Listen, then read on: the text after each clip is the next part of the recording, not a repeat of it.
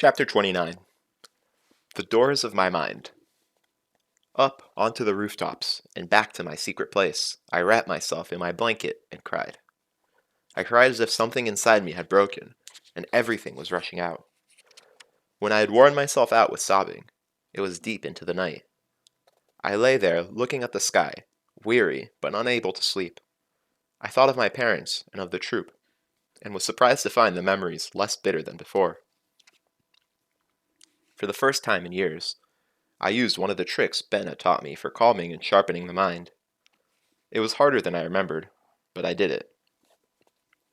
If you have ever slept the whole night without moving, then awoke in the morning, your body stiff with inaction, if you can remember how that first terrific stretch feels, pleasant and painful, then you may understand how my mind felt after all these years, stretching awake on the rooftops of Tarbine.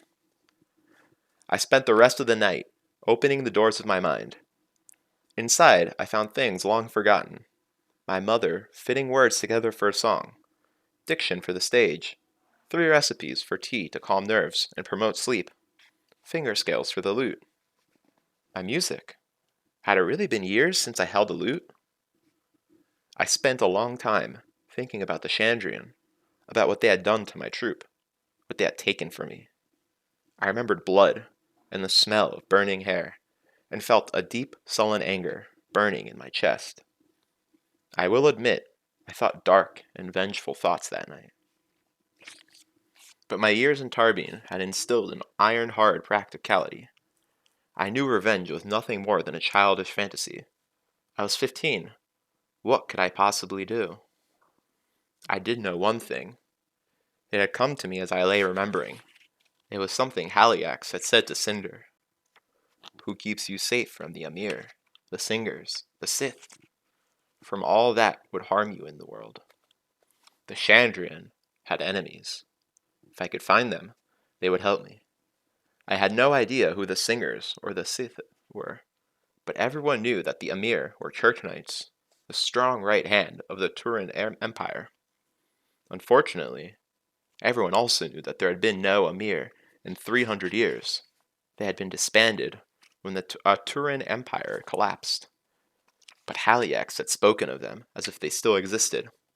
And Scarpi's story implied that the Amir had begun with Selitos, not with the Turan Empire, as I had always been taught. There was obviously more to the story, more that I needed to know. The more I thought on it, the more questions arose. The Chandrian obviously didn't kill everyone who gathered stories or sang songs about them. Everyone knew a story or two about them, and every child at one point has sung the silly rhyme about their signs. What made my parents' song so different? I had questions. There was only one place for me to go, of course. I looked over my meager possessions. I had a rag blanket and a burlap sack with some straw that I used for a pillow.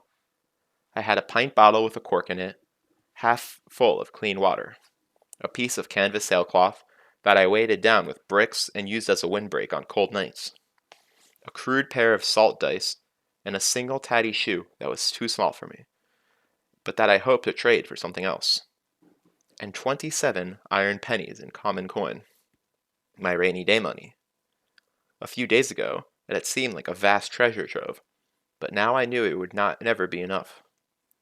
As the sun was rising, I removed rhetoric and logic from its hiding place underneath the rafter. I unwrapped the scrap of treated canvas I used to protect it, and was relieved to find it dry and well. I felt the smooth leather in my hands. I held it to my face, and smelled the back of Ben's wagon. Spice and yeast, with the bitter tang of acids and chemical salts mingled in. It was the last tangible piece of my past. I opened it to the first page, and read the inscription Ben had made more than 3 years ago. Quoth, defend yourself well at the university. Make me proud. Remember your father's song. Be wary of folly. Your friend, Abinthy. I nodded to myself and turned the page.